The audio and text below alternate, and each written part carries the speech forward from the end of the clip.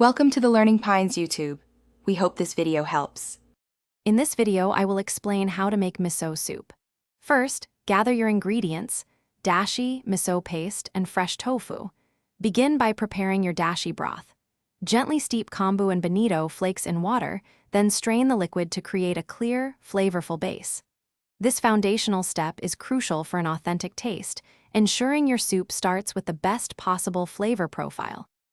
Next, it's time to incorporate the star ingredient, miso paste.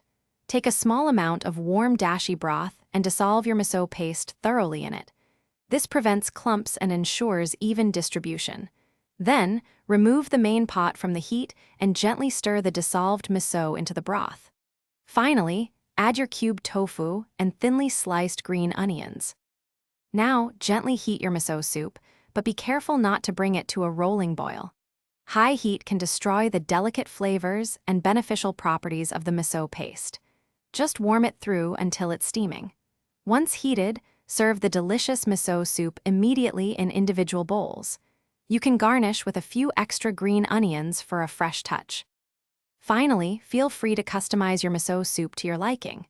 There are many types of miso, from white to red, each offering a unique flavor profile. You can also add other ingredients like rehydrated wakame seaweed, sliced mushrooms, or even a few spinach leaves.